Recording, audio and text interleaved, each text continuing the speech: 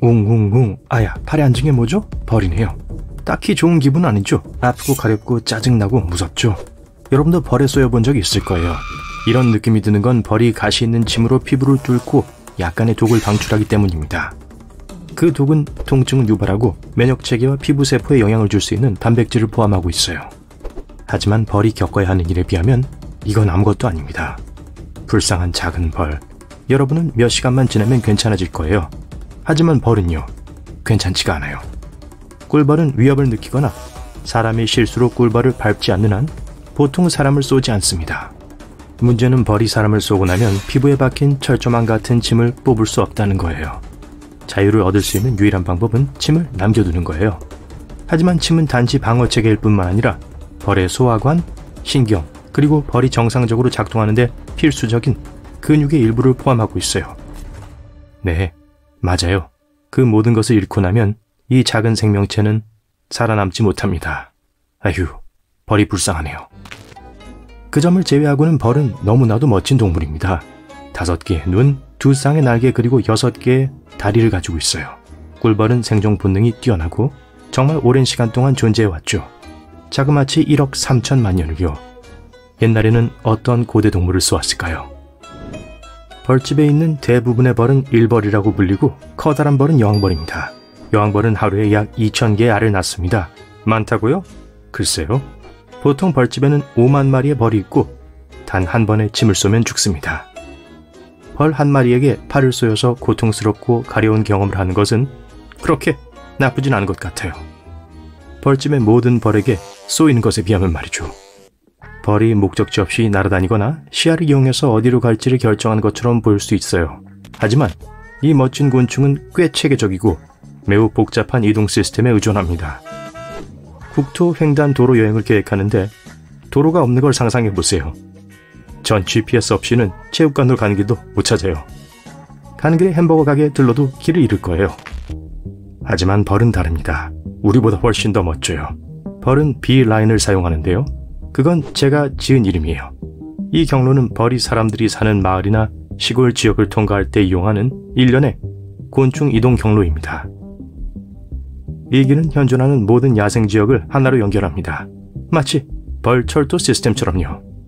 제가 가장 좋아하는 벌은 버프테일 범블비입니다. 촘촘한 털로 덮인 타원형의 몸통과 양귀비 씨만한 뇌를 가지고 있어요. 벌이 얼마나 작은지 생각해보면 정말 대단해요. 벌은 얼마나 똑똑할까요? 과학자들은 벌떼가 벌 축구를 하도록 훈련시키는 실험을 했어요. 이들은 달콤한 간식을 상으로 받는 대가로 골을 넣는 방법까지 배웠어요. 대단하네요. 벌은 또 다른 놀라운 능력을 가지고 있습니다. 벌은 낯선 벌의 향기와 친구 벌의 향기를 구별하기 위해 냄새 발자국을 사용해요. 심지어 자신의 냄새도 인식할 수 있습니다. 범블비, 너의 작은 비밀을 알아냈어. 넌 발냄새가 고약해. 여왕벌에 대해 알아볼게요. 여왕벌은 벌 군락에서 유일무이한 존재인데 주요 업무는 알을 낳는 일입니다. 사람들은 종종 여왕이 다른 벌들에게 무엇을 하라고 지시하는 일을 할 거라고 추측하지만 그렇지 않아요. 어느 정도 영향력이 있긴 하지만 여왕벌이 없어도 벌집은 잘 운영됩니다. 각각의 벌은 임무가 있고 본능적으로 매일 해야 할 일을 알고 있고 화학적 신호를 감지하고 사용합니다. 그러니까 일일이 해야 할 일을 지시할 필요가 없어요. 그 화학적 신호는 벌이 의사소통을 하는 방식입니다. 그리고 몸을 흔들기도 해요. 벌은 특정한 각도에서 특정한 시간 동안 몸을 흔들고 그런 방식으로 서로에게 메시지를 보냅니다. 만약 여왕벌에게 무슨 일이 일어나서 살아남지 못한다면 일벌은 새로운 여왕벌을 만듭니다. 네, 찾는다기보다는 새 여왕을 키운다고 해야겠네요. 어린 유충을 선택하고 미래의 여왕 마마에게 로열 젤리라고 불리는 특별한 음식을 먹입니다. 그 행운의 유충은 이제 새로운 여왕으로 자라게 될 거예요. 벌은 빠른데 1초에 거의 200번 날개를 퍼덕입니다. 1분 안에 팔굽혀펴기를 8개 하는 저와는 비교할 수 없죠. 꿀벌 한 마리는 일생 동안 한 티스푼 정도의 꿀을 생산합니다. 아시다시피 전갈은 흥미로운 작은 생물이죠. 다리 6개, 집게 2개, 그리고 강력한 침을 가졌죠. 이제 인간들도 자신을 보호하기 위한 외골격이 있다면 어떨까요? 자, 외골격은 곤충과 파충류에 발견되는 복잡한 물질인 키틴으로 주로 이루어져 있어요. 그 외골격 덕분에 이 작은 생물들은 스스로를 방어하고 초인적인 힘을 발휘할 수 있어요. 여러분이 만약 전갈 외골격을 착용한다면 원하는 아무 건물을 기어 올라갈 수 있을 거예요. 앞에 커다란 발톱으로 물건을 잡기도 쉽고 심지어 자르기도 쉬울 거예요. 그런데 과자 봉지 뜯는 건 좀 어려울지도 모르겠네요. 하지만 밤에 자외선 관련해서 문제가 있을 거예요. 그게 여러분을 다치게 하거나 상처 내진 않겠지만 분명 어둠 속에서 빛이 날 거예요. 누군가에게 몰래 다가갈 때 딱히 이상적인 건 아니죠. 전갈의 꼬리에는 독이 있고 위험한 침이 들어있어요. 그걸로 방해되는 사람을 쏠 수도 있는데다가 충분히 길어서 안전한 거리에서 자신을 방어할 수 있어요. 전갈은 전 세계에 살고 있어요. 얼어붙은 얼음 풍경에서부터 타는 듯한 뜨거운 사막에 이르기까지 가장 가혹한 환경에서도 살죠. 만약 얼면 전갈은 태양 아래서 몸을 해동할 수 있어요. 다음 생물도 발톱 2개와 다리 6개를 갖고 있지만 침은 없어요. 바로 힘센 개예요. 껍질은 전갈 껍질보다 훨씬 더 강하고 놀랄 정도로 빠르죠. 그러니 이걸 입은 여러분은 정말 강해질 거예요. 단점은 옆으로만 걸을 수 있다는 거죠. 그리고 저 같은 사람들에게는 맛난 음식이 될 거예요. 전 세계에는 각각 특별한 기술을 가진 5,000종의 개가 있어요. 개 코스튬을 입으면 분명 땅 파기의 달인이 될 거예요. 물론 옆으로 하겠지만 그 다리와 집게로 일을 해낼 수 있어요. 개에게서 영감을 받은 바디수트가 있다면 아마 땅 파기를 위해 만들어졌을 거예요. 심지어 물속에서 일할 수도 있을 겁니다. 민첩하고 강하고 멋져 보일 거예요. 개미 수트를 입은 인간들은 건설 현장을 지배할 겁니다. 개미는 전 세계 대부분의 지역에 서식하며 수적인 힘에 의존해요. 하지만 그게 각각의 작은 개미들이 약하다거나 그런 건 아니에요. 오히려 반대죠. 사람들이 무거운 물건을 들어올리도록 도와주는 외골격 수트가 이미 시중에 있어요. 하지만 개미의 실제 힘을 사용하는 것은 판도를 바꾸는 일이 될 거예요. 개미는 자신의 몸무게에 약 1000배를 들어올릴 수 있거든요. 때를 지어 개미들은 땀 한 방울 흘리지 않고 들판을 가로질러 새를 끌고 갈 수 있어요. 더 놀라운 것은 개미들이 물건을 들고 벽을 타고 올라가거나 거꾸로 갈 수도 있다는 거예요. 한 무리의 사람들이 엠파이어 스테이트 빌딩 옆으로 전투기를 끌고 올라가는 걸 상상해보세요. 더 이상 불도저나 크레인이 필요하지 않을 거예요. 그냥 개미 수트를 입고 일을 해내면 돼요. 건물은 거대 치아 개미 군락에서 영감을 받을 수 있어요. 개미는 터널을 굉장히 잘 만들죠. 스텔스기처럼 하늘을 날아다니는 보디 수트를 입는다고 상상해보세요. 만약 말벌 수트를 입으면 그걸 실현시킬 수 있어요. 말벌의 단단한 외골격은 놀랍도록 가볍고 조작하기 쉬워요. 힘차게 날아다니는 고개사 무리를 상상해보세요. 그리고 침도 잊으면 안 돼요. 대부분의 사람들은 말벌을 해충으로 생각하지만 그렇지 않아요. 성가신 모기들을 잡아먹는 것과 같이 생태계에 많은 도움을 준답니다. 말벌 수트를 입는 것은 사무실 업무에는 별로지만 다양한 첩보활동 작업에는 필수적일 거예요. 강하고 강력한 침이 달린 공기역학적으로 설계된 바디수트라니. 저도 하나 주세요. 아르마딜로는 케라틴으로 바디수트를 만들어요. 아시죠? 머리카락과 손톱의 성분이죠. 독특한 점은 접을 수 있는 동시에 내구성도 뛰어나다는 거예요. 등 전체를 덮는 육각형 모양의 판으로 이루어져 있어요. 주위가 위험할 때 공 모양으로 마를 수 있어요. 과학자들은 아르마딜로 몸판처럼 내구성이 강한 구부러지는 유리를 만드는 방법을 연구하고 있어요. 인간은 이걸 입고 100% 보호받지 못하겠지만 그래도 거의 모든 걸 견뎌낼 수 있을 거예요. 여러분은 비행기에서 뛰어내릴 수도 있고 낙하산 없이 옥상에 착륙할 수도, 털어내고 가장자리에서 굴러 근처 차에 안전하게 착륙할 수도 있어요. 차와 헬리콥터를 피해서 쫓기는 동안에 말이죠. 아니에요. 제가 요새 영화를 너무 많이 스트리밍했네요. 지구상에서 가장 느린 동물 중 한 마리가 되는 데에는 이점이 있어요. 매일 24시간 내내 나를 보호해주는 무거운 껍데기를 가질 수 있는 거죠. 아르마딜로처럼 거북이 껍질도 케라틴으로 만들어졌어요. 껍데기의 좋은 점은 거북이와 함께 커진다는 거예요. 개와 다른 껍질이 있는 동물들은 자라면서 계속 탈피해야 하죠. 인간이 거북이 수트를 입으면 거의 무적이 될 겁니다. 하지만 굉장히 느리고 많은 관심을 끌겠죠. 그래도 무슨 일이 생기면 모기, 빈대, 벼룩, 딱정벌레, 쇠파리, 저기 있는 수백만 마리의 곤충들이 가장 맛있는 디저트를 먹고 싶어 난리가 났어요. 바로 여러분을요. 특히 밖이 따뜻하고 여러분이 땀을 좀 흘렸다면 말이죠. 좋은 소식은 여러분을 먹고 싶어하는 벌레들이 많지 않다는 거예요. 세상엔 약 1000만 종의 곤충이 있는 걸로 추정돼요. 그리고 그중 14,000종 정도가 우리의 체액을 먹고 살아요. 이 중 몇백이 정기적으로 사람들을 물고요. 좋아요. 동의는 하지만 그래도 너무 많네요. 하지만 항상 이랬던 건 아니에요. 먼 옛날엔 곤충들은 먹잇감으로 인간을 감히 공격하지 못했어요. 2억 년에서 6,500만 년 전에 피를 먹고 사는 능력을 개발했죠. 그리고 왜 이렇게 되는지에 대한 몇 가지 이론이 있어요. 작은 딱정벌레와 곤충들이 날아다니는 공룡이나 거대한 고대새 둥지에 살고 있다고 상상해보세요. 이들은 새 분비물, 썩은 풀, 나뭇잎 또는 버섯을 먹고 살죠. 그러다가 식탁 위로 동물의 껍질이나 동물의 깃털이 떨어집니다. 곤충이 그걸 맛보고 좋아하죠. 그러다가 공룡이 도착하고 이 딱정벌레들이 익숙한 냄새를 감지합니다. 곤충들이 공룡의 피부에 올라타 물어뜯죠. 아니면 우연히 새에 상 떨어져 그 맛을 보기도 하죠. 곤충에겐 이게 자신들이 먹어본 것 중 가장 맛있는 걸 거예요. 네, 인정해요. 정말 품질이 떨어지죠. 자, 다른 곤충들은 주둥이라고 불리는 길고 얇은 먹이 튜브를 갖고 있어요. 곤충들은 이걸 식물의 수액이나 다른 작은 곤충들을 먹는 데 사용해요. 그리고 이제 이 딱정벌레들 중 한 마리가 다친 포유류 위에 앉아 우연히 그걸 물게 돼요. 딱정벌레의 몸에는 이미 피를 소화할 수 있는 적절한 효소가 있어요.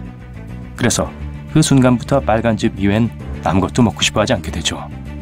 딱정벌레가 새끼를 낳고 피를 먹고 사는 능력을 물려받아요. 여러분이 평생 풀과 잎을 먹고 살다가 달콤한 바나나 푸딩을 먹어봤다고 해봅시다. 이제 한때 좋아했던 풀은 더 이상 먹고 싶어 하지 않게 되겠죠? 항상 디저트를 원하게 될 거예요. 곤충들은 영양가 있는 피를 맛봤을 때 같은 느낌을 받았어요. 냠냠냠. 가장 멋진 이론 중 하나는 곤충의 피에 대한 갈증이 미생물에 의해 발생된 것이라고 해요. 피는 곤충에게 이상적인 음식이 아니에요. 곤충에게 충분한 비타민이나 영양소를 갖고 있지 않거든요. 그래서 미생물들의 전체 생태계가 곤충들의 장 안에서 형성되어야 했죠. 이 박테리아는 피의 도움으로 몇 가지 필수적인 비타민을 합성할 수 있어요. 이 박테리아는 빨간 액체를 먹지 않으면 살아남지 못할 거예요. 그리고 이 박테리아가 없어지면 곤충들은 성장과 번식에 문제가 생길 거예요. 식물성 음식에서 동물성 음식으로의 전환이 아주 오래전에 일어났기 때문에 정확한 이유를 말하는 건 불가능해요. 그 이래로 진화는 피를 추출하는 다양한 방법들을 창조해냈어요. 가장 유명한 혈액 의존적인 종은 당연 모기예요. 암컷 모기들만이 알을 낳기 위해 피를 필요로 해요.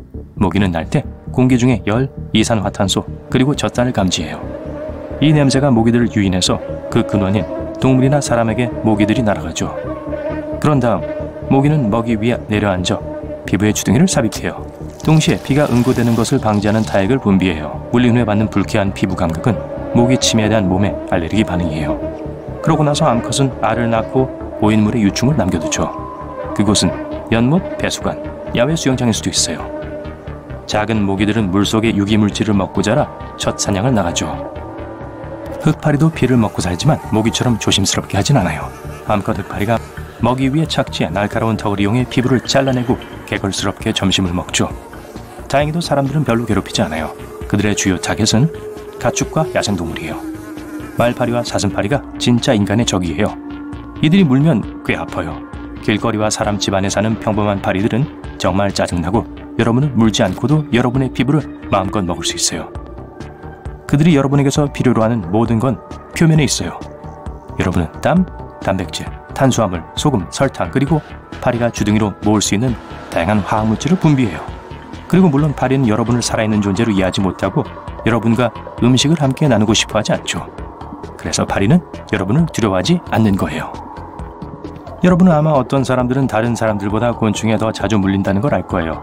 공원을 산책하러 갔다가 벌레들이 여러분을 완전 덮칠 수 있죠. 하지만 옆에 있는 친구는 아무것도 못 느낄 수 있어요. 그냥 여러분이 착해서 그래요. 과학자들은 실제로 물린 걸 못 느끼는 사람들이 있다고 믿어요. 이런 사람들의 몸은 모기 침에 대해 그렇게 강한 반응을 보이지 않아요. 하지만 최근의 연구에서 물리는 횟수는 유전과 많은 다양한 요인에 따라 달라진다는 게 나타났어요. 약 10에서 20%의 사람들이 포식성 곤충을 더 끌어들여요. 참 운 좋은, 아니 운도 없는 사람인가요? 모기는 완벽한 먹이를 고르기 위해 다양한 감각을 사용해요. 모기에겐 이산화탄소와 습도 감지기가 있어요. 또 인간에 의해 방출되는 수백 가지 다양한 화학물질의 냄새를 구별하죠. 각각의 냄새는 다른 종류의 모기들에게 특별. 집에서 따뜻한 담요를 덮고 차를 즐기고 있는데 갑자기 거대한 모기가 보여요. 기다랗게 흐느적거리는 다리는 손바닥 너비만 하고 여기저기 장애물에 부딪히며 날아다닙니다. 이상한 외모에도 불구하고 여전히 무시무시해요. 말라리아를 옮기는 건 아닐까요? 자는 동안 사람을 잡아먹지는 않겠죠? 천천히 괴물의 주의를 끌지 않으면서 편안한 의자에서 일어나 욕실로 달려가서 문을 잠그고 휴대폰 브라우저를 엽니다. 잠시 후 안도의 숨을 내쉽니다. 알고 보니 그냥 각닭이었어요. 모기가 아니에요. 흉포한 짐승처럼 보이지만 실제로는 평화롭고 무방비 상태예요. 많은 각닭이가 입이 없어서 전혀 먹지 않고 입이 있는 종류들은 달콤한 꽃즙만 먹어요.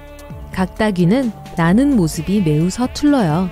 거대한 몸과 긴 다리에 비해 날개가 너무 짧은 데다가 속도도 느려서 잡기가 쉽습니다. 새와 개구리, 박쥐와 고양이도 각닭이를 간식으로 즐겨요. 각닭이가 잡아먹히는 것을 피할 수 있는 유일한 방법은 다리 하나를 버리는 거예요. 각닭이 다리는 건드리지 않아도 쉽게 떨어져요. 하지만 아직도 각닭이가 위험하지 않다는 것이 믿어지지 않는다면 이 사실이 도움이 될 거예요. 각닭이는 여러분이 수영하려고 하는 물이 깨끗한 물인지를 알려줍니다. 물 위에서 각닭이를 본다면 수영해도 안전한 물이에요. 게다가 어부들은 종종 각닭이 애벌레처럼 생긴 미끼를 사용해요. 물고기가 먹음직스럽다고 생각하도록요. 하지만 구글을 검색하다가 다른 이상하고 희한한 벌레들에 대해 읽는데 몰두하게 됩니다. 예를 들어 인면 노린재가 있어요. 악취를 뿜는 벌레인데 인간에게는 냄새가 나지 않아요. 다른 벌레들을 유인하는 페로몬을 방출하여 근처에 음식이 있다는 것을 알립니다. 이 벌레의 가장 특이한 특징은 그 이름으로 알 수 있어요. 인면 노린재의 등에는 사람 얼굴 무늬가 있어요. 붉은색의 3개의 검은 점이 그려져 있죠. 이런 선명한 등 색깔은 포식자들에게 이 벌레가 맛이 없거나 심지어 독이 없다고 경고하는 반면 검은 눈 모양은 취약한 진짜 머리로부터 관심을 분산시킵니다. 안장 애벌레도 그 이름이 외모를 설명해줘요. 등에 밝은 녹색 안장을 얻은 이 벌레는 마치 외계 생명체 같아요. 안타깝지만 안장은 유일하게 만질 수 있는 부분이에요. 몸 전체에 있는 가시들은 날카롭고 독성이 강해요. 등을 톡톡 두드려주고 싶다면 다른 곳은 절대 만지지 마세요. 자, 다음은 타이탄 딱정벌레예요. 세상에서 가장 큰 딱정벌레를 만나보세요. 손바닥 크기만큼 자랄 수 있어요. 야생에서 이 벌레를 보는 것은 충격적인 경험이 될 수 있어요. 특히 얼굴 옆을 스쳐 날아간다면요. 하지만 겁먹지 마세요. 다행히도 먼저 해치려고 하지 않는 한 순에서 물지 않을 거예요.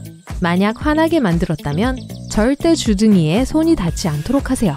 이 벌레가 쉿소리를 내고 물어뜯으면 연필을 절반으로 부러뜨릴 수 있어요. 흥미로운 것은 다 자란 타이탄 딱정벌레는 먹이를 전혀 먹지 않는다는 거예요. 생존을 위해 먹지 않아도 돼요.